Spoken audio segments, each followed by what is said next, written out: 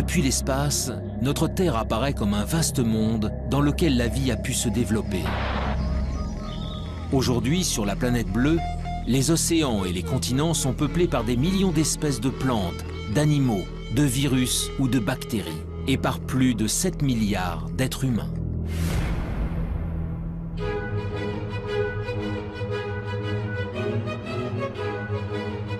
Mais dans l'immensité de l'univers, notre Terre n'est rien d'autre qu'un minuscule confetti. Loin, très loin de nous, se trouvent des milliards de galaxies, d'étoiles et de planètes. Alors, est-il possible que parmi ces mondes inconnus, situés à des années-lumière du nôtre, d'autres êtres vivants aient pu prospérer? La vie sur Terre serait-elle une exception, le fruit d'un hasard unique et singulier?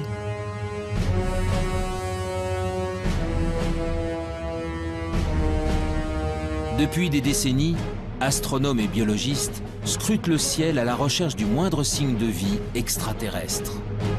Ils pointent leurs télescopes vers les confins de l'espace pour détecter des planètes sœurs de la Terre où des formes de vie auraient pu se développer.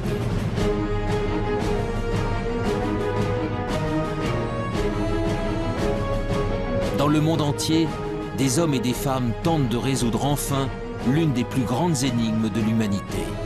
Sommes-nous seuls dans l'univers?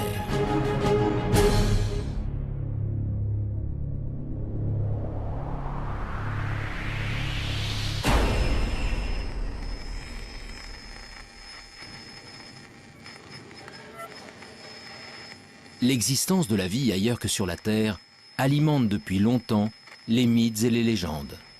OVNI, extraterrestres, martiens. Les auteurs de science-fiction ou les témoins d'événements anormaux véhiculent cette idée qu'un jour, une rencontre avec des êtres venus d'une autre planète est possible. Pour découvrir si cette idée relève du fantasme ou de la réalité, c'est l'univers tout entier qu'il faudrait parvenir à explorer. Mais les énigmes qui l'entourent sont nombreuses. Créé lors du Big Bang il y a environ 13,5 milliards d'années, il est tellement vaste que nous n'en connaissons même pas les dimensions. À l'intérieur se trouveraient des centaines de milliards de galaxies, et dans ces galaxies, des centaines de milliards d'étoiles. Notre Soleil et les 8 planètes qui gravitent autour ne sont donc que quelques grains de poussière dans le cosmos. Alors, où commencer cette quête de la vie ailleurs? Dans quelle direction regarder? Et que chercher?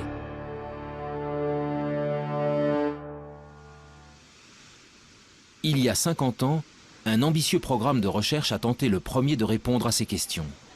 Dans le nord de la Californie, au milieu des montagnes, des dizaines de paraboles pointent leurs antennes vers le ciel. Elles sont le cœur du programme SETI, pour Search for Extraterrestrial Intelligence. Depuis 1960, elles captent 7 jours sur 7 et 24 heures sur 24 les ondes radio en provenance de l'espace. L'objectif, détecter un signal venu d'ailleurs, envoyé par une autre civilisation. Dans l'univers, de nombreux objets célestes produisent des ondes radio. Pour déceler un éventuel message intelligent, les scientifiques tentent donc de capter ceux qui ne ressemblent à rien de connu. Une mission pour le moins ambitieuse, mais dont les chances de succès se révèlent très réduites. Au début, ça a enthousiasmé l'agence spatiale américaine qui a commencé à mettre des télescopes un peu partout. On a Arecibo, puis des champs de télescopes pour essayer de scruter le ciel. Et puis, on s'est aperçu, avec l'augmentation des connaissances, que c'était vraiment un pari comme la loterie. Tout le monde espère gagner, mais il n'y a qu'un gros lot. Là, on ne sait même pas s'il y a un gros lot. Les recherches menées par le programme SETI ont en effet une limite de taille. L'hypothèse de départ est que si elle existe, une civilisation intelligente utiliserait des ondes radio pour communiquer. Or, pour de nombreux scientifiques, cette probabilité est extrêmement faible. Et même si c'était le cas, les chances de percevoir de telles ondes émises à des milliers d'années-lumière de nous sont infimes. L'utilisation des ondes radio pour communiquer est quelque chose qui, sur Terre, a à peine un siècle. qui va peut-être durer encore un petit siècle, quelque chose comme ça. Après, on trouvera d'autres systèmes, ça sera câblé, etc. Donc, on n'émettra pas grand-chose autour de soi. Deuxièmement, la puissance d'émission est limitante, puisque, bon, même si on émet beaucoup sur Terre, la puissance émise et rayonnée autour est infinitésimale. Et elle s'affaiblit par rapport progressivement avec la distance. Ce qui fait que, pour capter quelque chose, il faut d'abord qu'il y ait quelque chose qui soit émis. Personne, bien entendu, ne sait. Il faut que ce soit émis assez fort, au bon moment, parce qu'autrement on risque de passer à côté. Et il faut qu'on ait des instruments extrêmement sensibles pour être capable de détecter cette émission. Malgré ses limites, le pari du projet SETI fait aujourd'hui encore l'objet de nombreux espoirs. Mais tandis que certains attendent patiemment de recevoir un signal émis par une civilisation intelligente, d'autres spécialistes se sont engagés dans une quête bien différente. Celle de la vie sous toutes ses formes possibles. Sur Terre, elle revêt une multitude de formes, des êtres complexes dotés d'intelligence jusqu'aux végétaux et aux bactéries les plus primitives. Alors, si la vie est apparue ailleurs dans l'univers, à quoi pourrait-elle ressembler?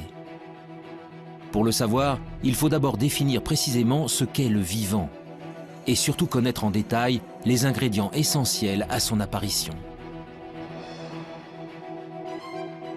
Mais on a beaucoup de mal à définir la vie. Et généralement, on ne sait pas définir de façon extrêmement stricte la vie. Je prends un exemple simple. Un grain de sable, c'est pas vivant, ça tout le monde est à peu près d'accord pour le dire, comme un gros caillou. Bon. Nous, on est vivants, on est tous à peu près d'accord pour le dire. Un virus, on ne sait pas trop si c'est vivant ou pas. On ne sait pas où mettre la définition. Donc on a un problème de limite. Le principe de base de tout être vivant est sa capacité à se diviser, à croître et à transmettre de l'information à sa descendance pour évoluer. Pour chercher si la vie a pu se développer sur une autre planète, des chercheurs tentent de découvrir comment elle y est parvenue chez nous, sur la Terre. Leur objectif ? Remonter au premier temps de l'histoire de notre planète pour connaître les formes de vie les plus simples qui peuvent exister. Des formes de vie qui pourraient être à l'origine de toutes les autres.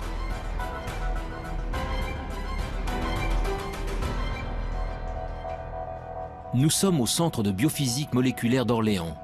Ici, la géologue Frances Westall et son équipe étudient d'étranges cailloux, des roches d'origine volcanique, vieilles de plusieurs milliards d'années.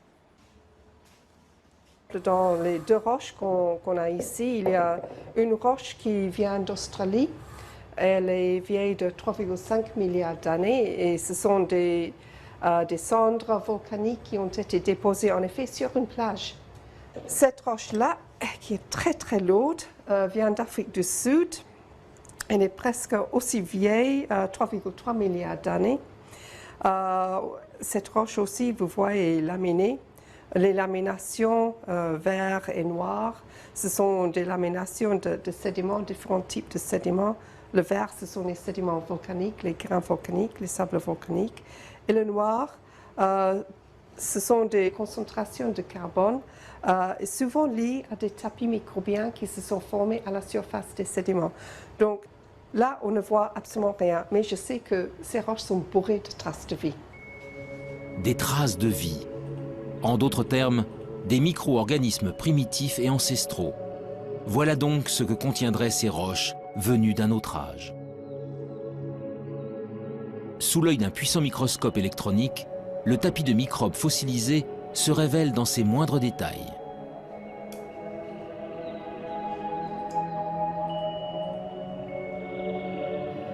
Oui, ici on voit tous les filaments qui ont formé la surface de ce tapis. Tous les filaments sont en orientation, comme ça. Comme si elles ont été entraînées dans un flux d'eau. Il s'est formé sur la plage, dans une petite ruisseau qui sortait d'une source hydrothermale. Et en effet, c'est l'écoulement de ces fluides riches en silice de la source hydrothermale qui a tué le tapis et l'a fossilisé. C'est le plus vieux tapis microbien vraiment bien préservé en 3 dimensions. Il n'existe pas un autre exemplaire au monde, pour le moment. Ces bactéries filamenteuses de quelques micromètres de long sont donc les êtres vivants les plus primitifs jamais découverts. Des organismes simples, à partir desquels ont peut-être évolué les millions d'espèces qui peuplent aujourd'hui la Terre. Ailleurs dans l'univers, c'est aussi à ça que pourrait ressembler la vie. Mais pour espérer la découvrir, il faut répondre à une autre question essentielle. Comment ces microbes sont-ils apparus il y a 3,5 milliards d'années? En d'autres termes, comment, sur Terre, sommes-nous passés de matériaux inertes à des êtres animés d'un souffle de vie? On n'a pas les réponses sur Terre. Et je ne suis pas sûr qu'on puisse la trouver un jour sur Terre. Bien sûr, on la cherche. On cherche surtout à dire, est-ce qu'on a des chances de la trouver? Par des expériences de chimie de laboratoire ou par de la géologie en allant plus loin. Mais là, il y a un trou. Et donc ce trou-là, l'apparition de la vie, le passage de l'inerte au vivant, actuellement, on ne sait pas y répondre. Et c'est tout le thème de la recherche de l'exobiologie et de l'origine de la vie. L'instant décisif où la vie a fait son apparition pour la toute première fois restera longtemps encore un mystère. Mais depuis plusieurs décennies, les biologistes ont malgré tout avancé à pas de géant dans leur compréhension de l'émergence du vivant. Tout a commencé en 1953, avec une expérience inédite réalisée par Stanley Miller, un jeune chimiste de l'Université de Chicago. Stanley Miller a fait une expérience.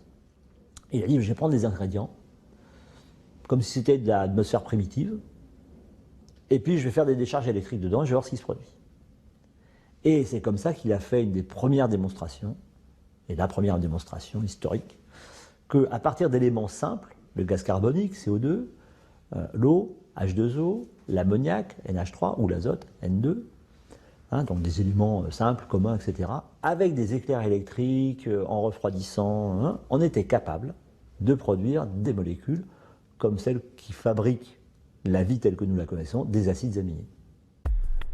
Les acides aminés sont considérés comme les briques du vivant, des éléments primordiaux à la base de chaque organisme, du plus simple au plus complexe. Sur Terre, ils sont au nombre de 20. En s'assemblant les uns aux autres, ils forment les protéines, de longues molécules qui composent les cellules et assurent toutes les fonctions de l'organisme. Pour la première fois, Stanley Miller démontre que ces molécules peuvent se former spontanément à partir d'éléments simples. Du carbone, de l'hydrogène, de l'oxygène, de l'azote, du phosphore, du soufre.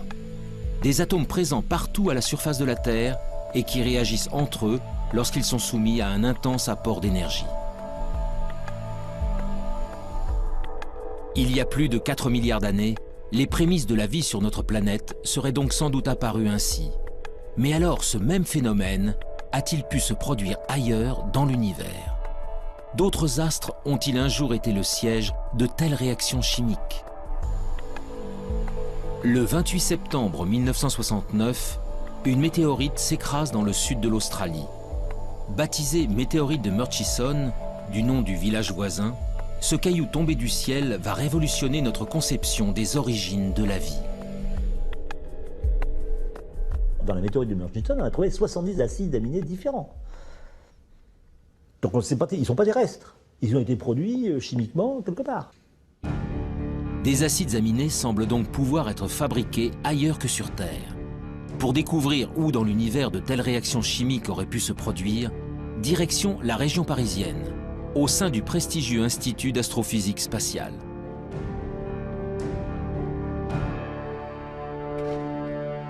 Ici, Louis Dandecourt et son équipe s'intéressent depuis de longues années à des corps célestes bien particuliers, les comètes. En ce qui concerne les comètes, eh bien disons, ce sont au moment de la formation des planètes, tout ne s'est pas formé en planètes, il est resté énormément de micro-planètes qui ne se sont pas complètement formées, qui se sont agrégées. Donc tous les grains qui sont des grains souvent de matière minérale, des grains de sable à la limite, se sont recouverts d'eau sous forme de glace, bien entendu, hein, c'est pas de l'eau liquide, et ces objets, quand ils se rapprochent près du Soleil, la glace fond, elle pousse les poussières qui se sont agglomérées au départ, et c'est ces poussières qui font qu'on voit une très belle queue sur les comètes. Ces agrégats de roches venus du fond des âges, Louis Dandecourt tente d'en reproduire la structure dans son laboratoire. Son objectif ? Savoir si, au cœur des astres glacés se cachent, comme sur certaines météorites, les briques essentielles à l'apparition de la vie. À l'intérieur de cette petite enceinte sous vide, le chercheur injecte un mélange de gaz identique à ceux présents sur les comètes. De la vapeur d'eau, du méthanol, de l'ammoniac, du monoxyde de carbone. Puis il fait descendre le thermomètre jusqu'à -196 degrés, soit précisément la température régnant dans le vide intersidéral, aux confins de notre système solaire. C'est ainsi qu'il reconstitue artificiellement de la glace cométaire. Pendant 2 semaines, le mélange est bombardé par des rayons UV. Un rayonnement puissant qui équivaut à l'intensité émise par la lumière des étoiles pendant 1 million d'années.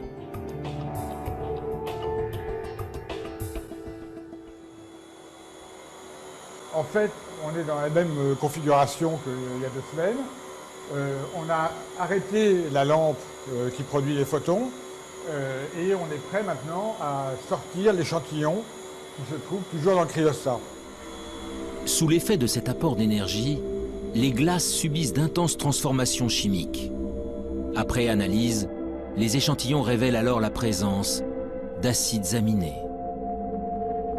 On a en fait une sorte d'extension de l'expérience de Miller à des systèmes solaires entiers, si vous voulez, d'une certaine manière. Eh bien, c'est quand même un très gros encouragement parce qu'on pourrait généraliser l'expérience de Miller à d'autres systèmes stellaires qu'on observe, en fait. On fait une expérience de Miller qui est valide à l'échelle cosmique. Les acides aminés, les briques fondamentales du vivant, se formeraient donc spontanément au cœur des comètes. Il y a bien longtemps, c'est peut-être même grâce à ces corps célestes que les premiers d'entre eux sont arrivés sur notre planète. Selon certains spécialistes, la vie sur Terre pourrait ainsi avoir une origine extraterrestre, une origine cométaire. Cette découverte est un grand pas dans la recherche de la vie ailleurs. Car si les comètes ont pu ensemencer la Terre, elles ont peut-être également apporté des acides aminés sur d'autres planètes. Les premiers ingrédients indispensables à la vie pourraient donc se trouver n'importe où dans l'univers. Mais malgré tout, la présence d'acides aminés n'est pas forcément synonyme de vie. Alors les acides aminés sont encore des molécules un peu simples. Et quand vous prenez les acides aminés et que vous les raboutez bout à bout, si vous en mettez plusieurs centaines, vous commencez à avoir des petites protéines. Donc on peut essayer de comprendre ce qui se passe pour fabriquer des molécules de plus en plus complexes, molécules qui seraient capables de s'auto-reproduire à un moment, ce qu'on appelle de l'autoréplication, et puis finalement de s'auto-organiser et donc de créer par exemple des longues chaînes moléculaires qui sont à la base du vivant. Pour évoluer vers la vie, les briques élémentaires doivent donc s'assembler, s'organiser et acquérir la capacité de se multiplier. Or, de telles réactions ne peuvent se produire que dans des conditions très précises. Les conditions d'apparition de la vie, il faut les ingrédients de base, donc carbone, hydrogène, oxygène, azote, phosphore, soufre, et encore toute une ribambelle de produits dans très petites quantités. Il faut un milieu dans lequel cela puisse se produire. En clair, c'est la chimie dans un milieu liquide, et le milieu liquide naturel, c'est l'eau. Donc bref, il faut qu'il y ait de l'eau. Et pour que ces réactions puissent se produire et s'entretenir, il faut qu'il y ait des sources d'énergie. C'est de la chaleur, des éclairs, qui transmettent de l'énergie à des nouvelles molécules. Ils sont capables donc de générer des nouvelles molécules de plus en plus complexes. De l'eau, de l'énergie, et des ingrédients de base capables de former des molécules complexes comme les acides aminés. Voilà donc les éléments essentiels à l'émergence du vivant. Grâce aux comètes, les acides aminés peuvent potentiellement se trouver sur n'importe quel astre rocheux. Le Soleil et les milliards d'étoiles de l'univers apportent quant à eux de l'énergie en grande quantité à toutes les planètes. L'eau, en revanche, l'eau sous forme liquide, est une ressource extrêmement rare. Partir en quête de la vie extraterrestre revient donc à chercher les endroits où de l'eau pourrait exister. Des endroits que les scientifiques ont baptisés les zones d'habitabilité. Où est-ce qu'on peut trouver ça? Dans quelle région autour d'un soleil on peut trouver ces conditions? Alors, pour simplifier, la zone habitable, c'est si je prenais la Terre et que je sois capable de la déplacer plus ou moins près de son soleil. Il y a un moment où ça va chauffer beaucoup quand je m'en rapproche, hein, il y aura une telle chaleur en surface que l'eau ne pourra exister que sous forme de vapeur. Il n'y aura plus de liquide. Si je m'éloigne, il va faire de plus en plus froid parce que je reçois de moins en moins d'énergie. Toute l'eau va se condenser, va devenir glacée. Donc je sortirai de la zone habitable. Donc ça me définit une zone habitable. Pour que de l'eau liquide subsiste à la surface d'une planète, celle-ci doit donc se trouver à la bonne distance de son étoile, ni trop loin, ni trop près. Dans notre système solaire, seule la Terre se trouve au cœur de la zone d'habitabilité. Mais pour de nombreux spécialistes, l'une de nos voisines pourrait, elle aussi, avoir abrité de l'eau dans le passé. Il s'agit de la planète Mars.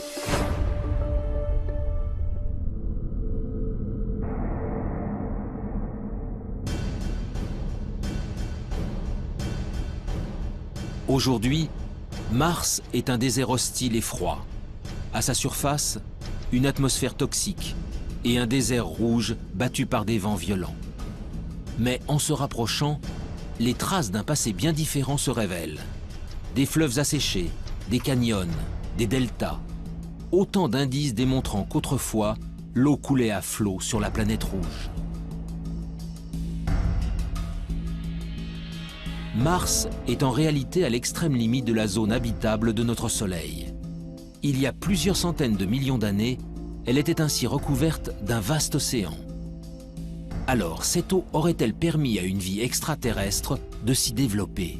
Et si oui, des organismes vivants ou fossilisés subsistent-ils encore quelque part? Depuis quelques décennies, la planète Mars fait l'objet de toutes les attentions. Américains, Russes, Européens y ont déjà envoyé près de 50 missions pour en percer les mystères. La dernière en date s'appelle Curiosity.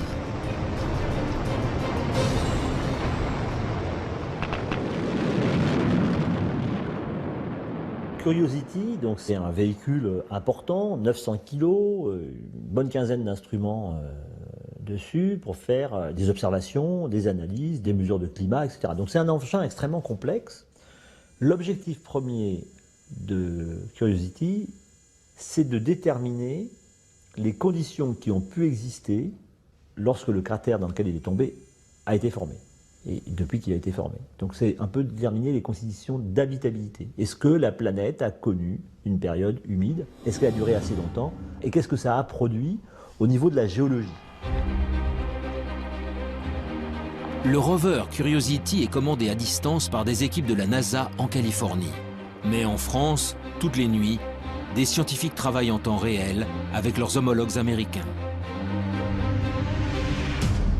Nous sommes au Centre national d'études spatiales de Toulouse.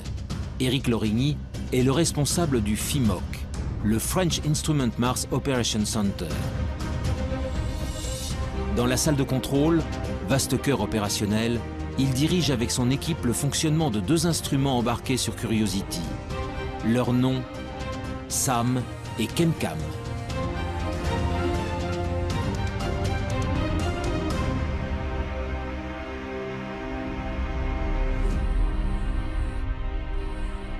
L'instrument ChemCam est un instrument qui envoie un laser sur des roches Donc il envoie la puissance d'une centrale nucléaire sur 1 cm². Donc ça crée une explosion momentanée, mais très petite, sur la roche. Ça la met en fusion et la lumière émise par cette roche en fusion est analysée ensuite par des spectromètres qui permettent de savoir exactement la nature de la roche. L'instrument SAM, il analyse, donc il récupère des échantillons et il peut analyser soit de l'atmosphère, soit des échantillons solides et après déterminer là très finement la nature exacte de ce qu'il y a à l'intérieur de ces roches ou de cette atmosphère.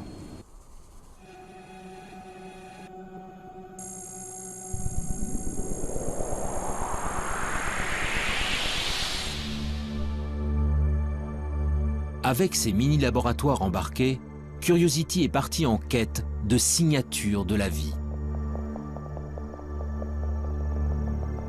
Très vite, ses premières analyses confirment que de l'eau a bel et bien coulé autrefois à la surface de la planète rouge. Mais pour naître et pour se développer, la vie a besoin de millions d'années. Alors, le précieux liquide est-il resté suffisamment longtemps? Pour le savoir, Curiosity a déployé son bras robotisé pour creuser le sol martien. Nous avons fait 2 forages à l'intérieur de la planète Mars. Donc ce sont des trous de 6 cm à peu près de profondeur et qui font le diamètre d'une pièce de 1 centime. Voilà. Et ces 2 forages que nous avons faits nous ont permis de découvrir de l'argile et de l'argile dans un milieu sans oxygène où la vie pourrait naître. L'argile est le fruit d'une longue dégradation de la roche par de l'eau. Sa présence est donc la preuve irréfutable que l'eau liquide a existé pendant longtemps sur le sol martien. Mais si la vie est un jour apparue sur la planète rouge, il est impossible qu'elle subsiste aujourd'hui en surface. Car Mars est en permanence soumise aux rayons cosmiques venus de l'espace. Des rayons puissants qui détruisent instantanément toute molécule organique. Le seul espoir viendrait donc des profondeurs de la roche.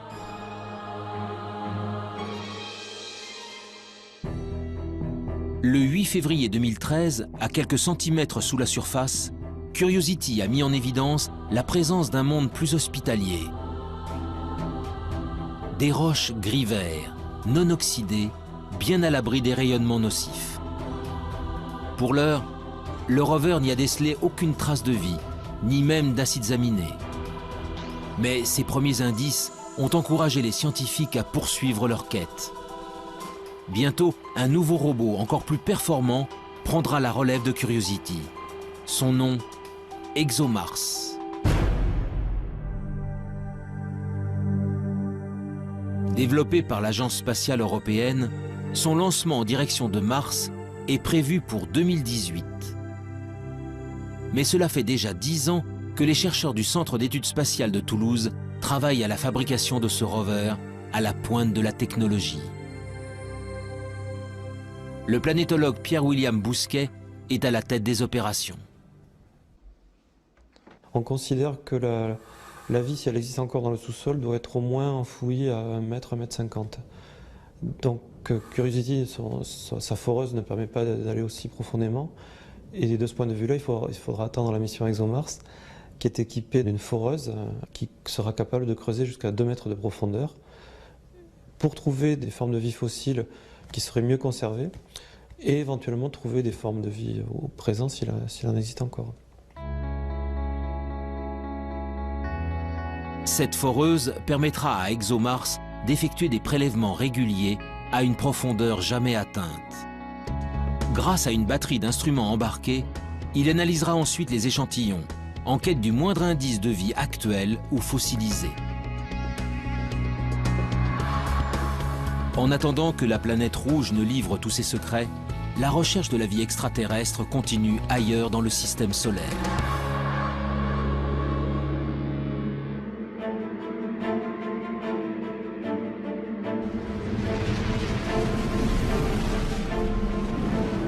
Au-delà de Mars, les planètes rocheuses cèdent la place aux géantes gazeuses.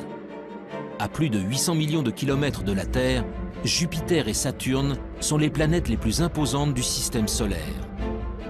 composés principalement d'hélium et d'hydrogène, leur surface n'est autre qu'un vaste océan de gaz. Autour d'elle gravitent de très nombreux satellites naturels, des astres rocheux qui attirent l'attention des exobiologistes depuis de longues années. Nous sommes au laboratoire de planétologie et géodynamique de Nantes.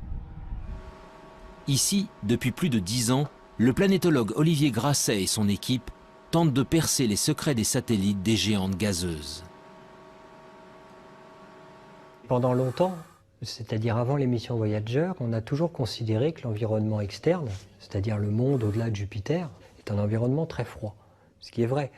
Et très froid, c'est vraiment très froid. C'est-à-dire qu'à Jupiter, il fait à peu près moins 120 degrés Celsius. Et au niveau de Saturne, on est plutôt aux alentours de moins 150, presque jusqu'à moins 180. Enfin bon, ça commence à être vraiment très très froid. Et il est bien entendu que l'eau n'existe pas sous forme liquide. À la surface des lunes, au niveau des planètes, il n'y a pas d'eau liquide disponible comme on l'imagine sur Terre. Mais ce qui est vrai en surface n'est pas vrai en profondeur.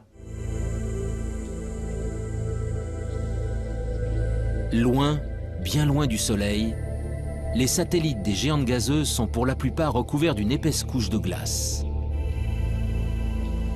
Mais en 1979, la sonde Voyager 1 découvre Europe, la 6e lune de Jupiter.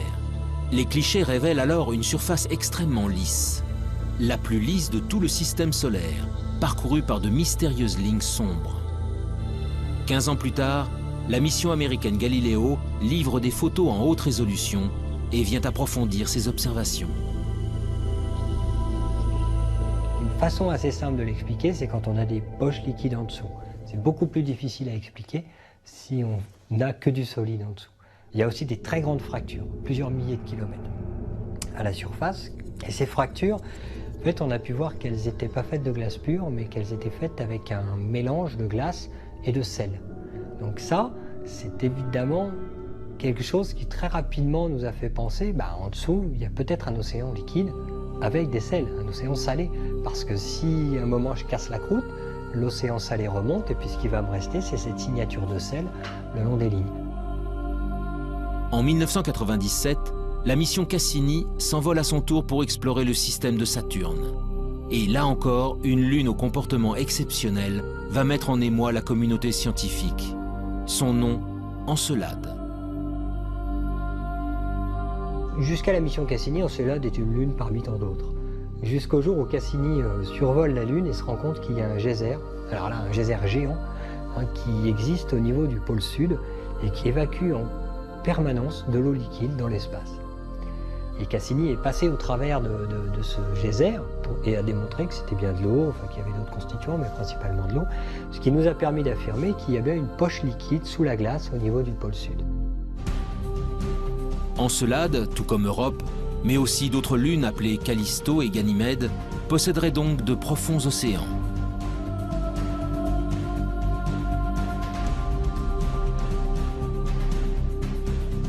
Mais cette eau est enfouie sous des kilomètres de glace dans l'obscurité la plus totale. Dès lors, peut-elle malgré tout héberger des êtres vivants? Sans aucun apport de lumière, la vie est-elle capable de subsister? En parallèle à l'exploration spatiale, on a poursuivi avec des moyens nouveaux l'exploration de la Terre, d'autres disciplines scientifiques. Et ils ont découvert qu'il y avait des organismes, des micro-organismes essentiellement, mais même des organismes supérieurs, qui vivaient dans des conditions tout à fait particulières. Et ils ont appelé ça des extrémophiles. Donc ça voulait dire que la vie aurait pu exister et se développer sur ces corps célestes dans des conditions beaucoup plus larges que les conditions physiques qu'on connaissait au départ sur la Terre.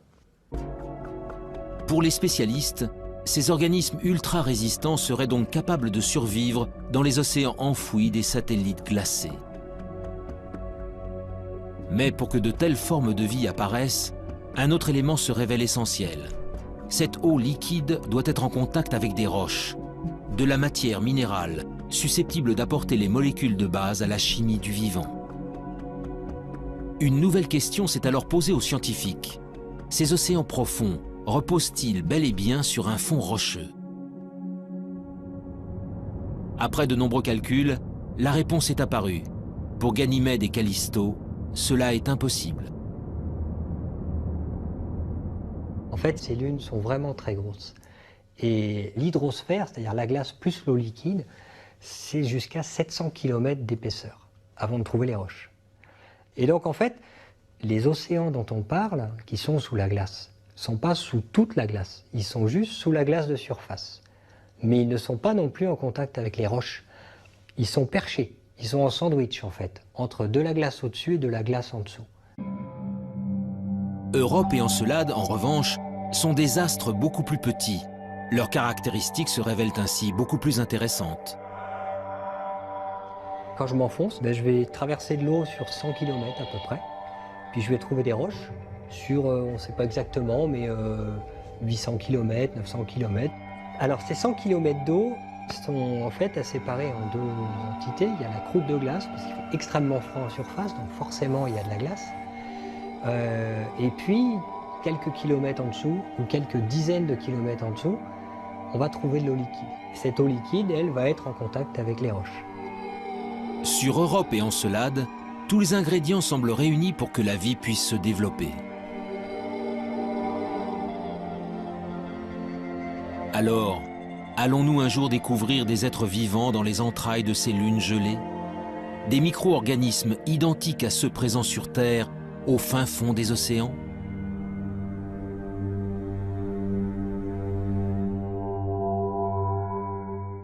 Alors les exobiologistes, il y en a déjà qui sont prêts à aller creuser un trou et à lancer la pêche à la ligne ou au filet pour ramasser une sirène. Hein. Ça, bon.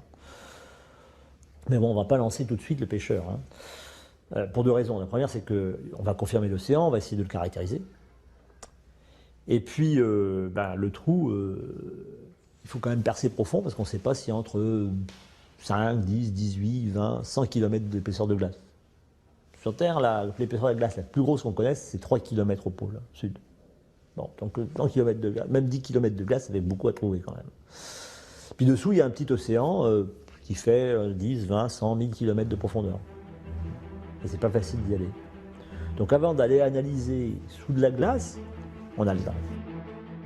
D'autres missions d'observation seront lancées dans les prochaines décennies pour mieux connaître les satellites de Jupiter et de Saturne. Ce n'est qu'après que l'homme ira y creuser pour découvrir enfin si nous sommes vraiment seuls dans le système solaire.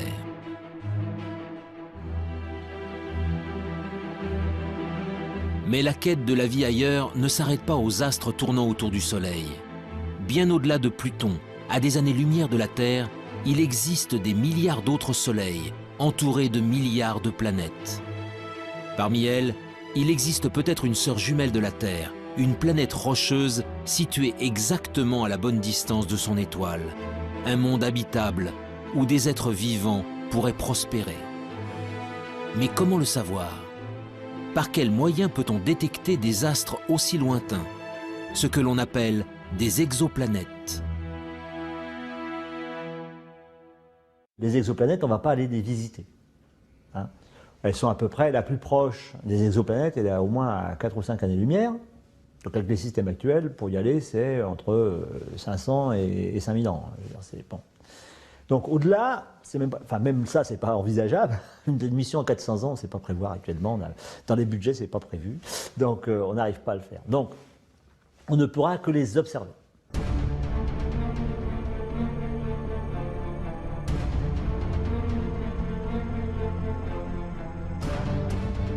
Depuis plus de 10 ans, les astronomes du monde entier pointent donc leurs télescopes vers les confins de la galaxie. La traque des exoplanètes est aujourd'hui l'un des domaines majeurs de l'exobiologie.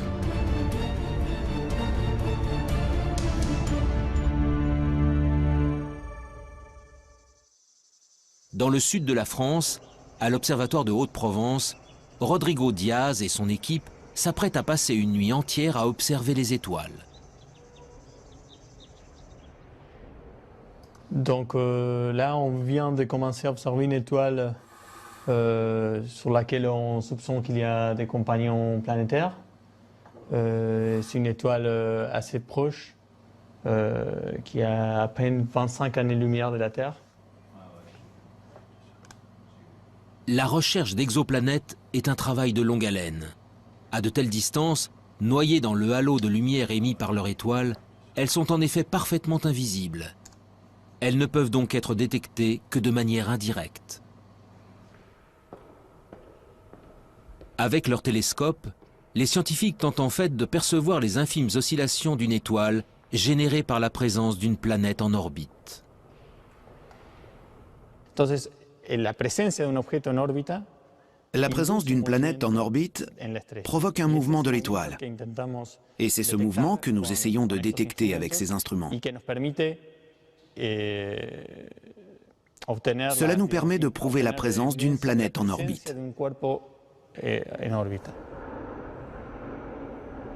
Mais voir une étoile bouger à des millions de kilomètres de la Terre n'est pas chose facile. Pour y parvenir, les chercheurs utilisent une méthode bien particulière, baptisée technique des vitesses radiales. On utilise un effet physique connu qui s'appelle l'effet Doppler. C'est ce qu'on peut entendre quand une automobile ou les sirènes d'une ambulance passent devant nous. Avec la vitesse, la fréquence du son émis change.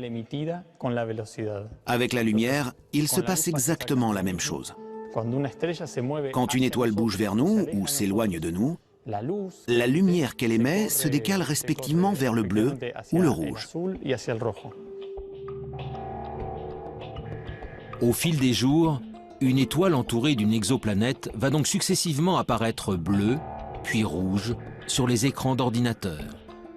En multipliant les mesures sur une longue période, les astronomes peuvent alors calculer la vitesse de rotation et même la masse de la planète détectée.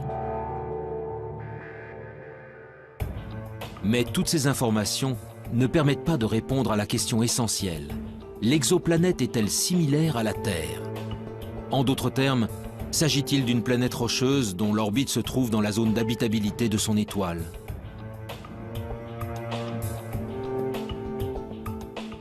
Pour le savoir, il faut recourir à une autre méthode d'observation et s'extraire de l'atmosphère terrestre qui trouble la vision. En 2006, l'Agence spatiale européenne a ainsi lancé un nouveau satellite, son nom COROT. Quelques années plus tard, il fut suivi par un autre appareil mis au point par la NASA et baptisé Kepler. Ces deux engins à la pointe de la technologie sont de véritables chasseurs d'exoplanètes. Les yeux rivés vers l'espace, ils scrutent simultanément des dizaines de milliers d'étoiles. Leur objectif, détecter la survenue de mini-éclipses. Des éclipses causées par le passage d'une planète juste devant son étoile, que les scientifiques appellent des transits.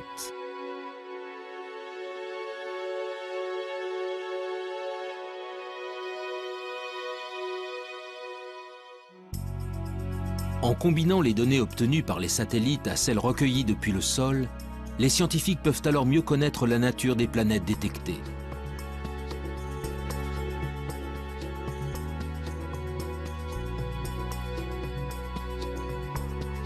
Et après seulement 20 années de recherche à l'échelle internationale, la moisson se révèle spectaculaire.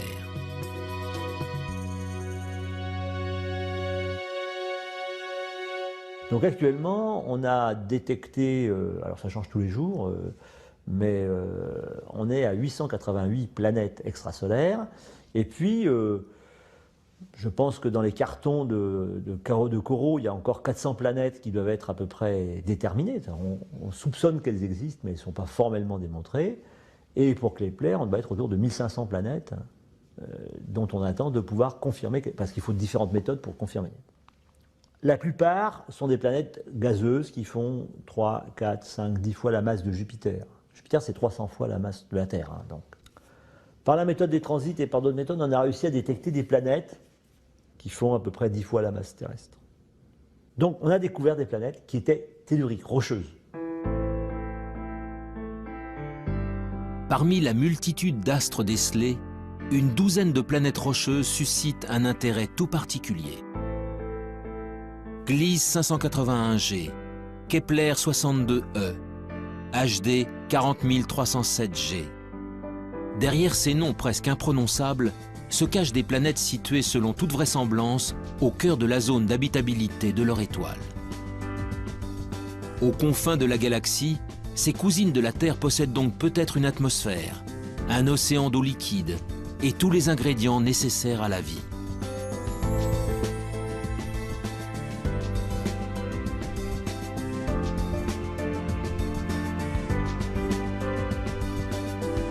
Mais dans sa quête d'autres mondes, l'homme se trouve sans cesse confronté à l'immensité de l'espace.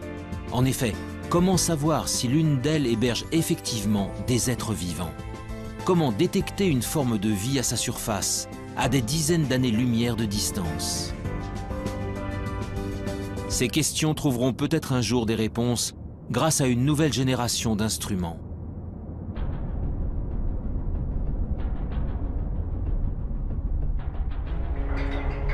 Depuis plusieurs années, l'Agence spatiale européenne s'est lancée dans la construction d'un télescope hors du commun. Son nom, l'EELT, pour European Extremely Large Telescope.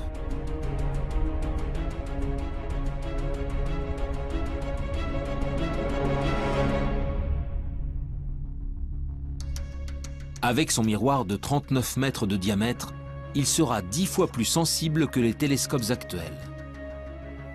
Sa mise en service n'est pas prévue avant 2020. En attendant, les scientifiques européens s'activent pour construire et assembler chacun des 800 segments qui composeront le gigantesque miroir.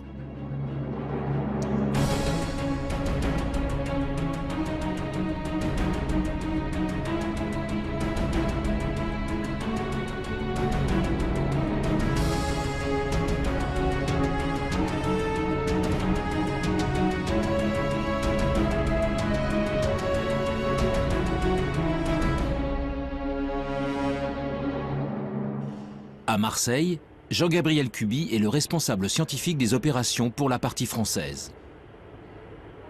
Ce que l'on vise avec l'EELT, c'est réellement de faire une image directe de la planète et donc de la séparer de son étoile. Bien évidemment, l'étoile autour de laquelle la planète gravite est des millions ou des milliards de fois plus lumineuse que la planète. Et donc, la difficulté de la technique consiste à isoler le mieux possible la lumière qui vient de l'étoile de manière à pouvoir distinguer la planète. Donc c'est ce qu'on appelle l'imagerie directe. La quête ultime est d'arriver un jour à réaliser des images de planètes relativement semblables à la Terre, en tout cas de même taille, et on espère également pouvoir donc caractériser les atmosphères de ces planètes. Dans sa chasse aux planètes sœurs de la Terre, l'EELT sera appuyé par un autre projet tout aussi ambitieux, le James Webb Space Telescope, développé par la NASA. Lui ne scrutera pas le ciel depuis le sol, mais depuis les confins du système solaire, à 1,5 million de kilomètres de la Terre.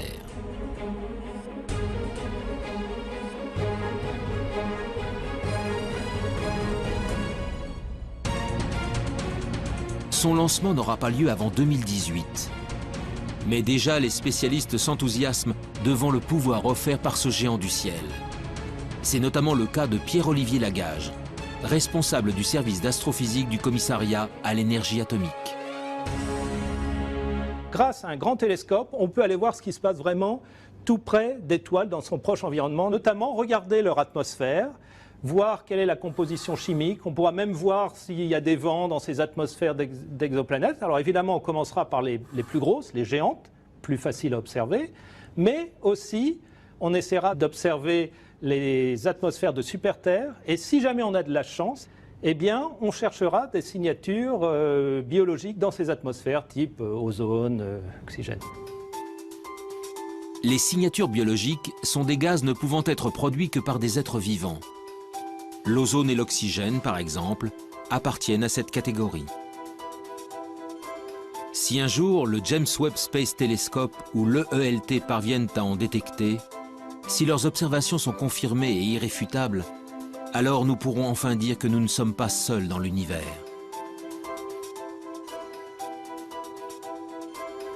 Mon intime conviction est que la vie, il n'y a pas de raison qu'elle n'existe pas ou qu'elle n'ait pas existé ailleurs.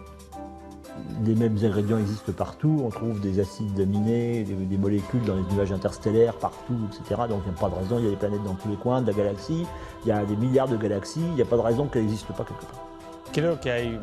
Je crois qu'il y a beaucoup de possibilités et qu'une réponse au moins préliminaire à cette question, à la question de savoir si nous sommes seuls dans l'univers, peut être donnée dans un temps relativement court, c'est-à-dire 20 ou 30 ans. Un des problèmes majeurs sur lesquels on va tomber dans les 20 prochaines années, après la science évoluera d'elle-même, je veux dire, mais c'est quand même la possibilité de reconnaître de la vie. Et ça, c'est vraiment très difficile, parce que rien ne dit qu'on soit capable de reconnaître une vie qui soit trop différente de la nôtre. Après, bon, si on trouve des êtres communicants, ça sera une autre histoire, évidemment. Mais je ne pense pas qu'on les trouvera, ceux-là. Si on les trouve, c'est qu'ils seront venus à nous. Ils seraient venus à nous. Après des décennies de recherche, la quête de la vie ailleurs est encore loin d'être terminée. Animés par leurs convictions sans faille, les scientifiques continuent de scruter le ciel, encore et encore. Un jour, quelque part dans l'immensité de l'espace, d'autres êtres vivants seront peut-être enfin découverts.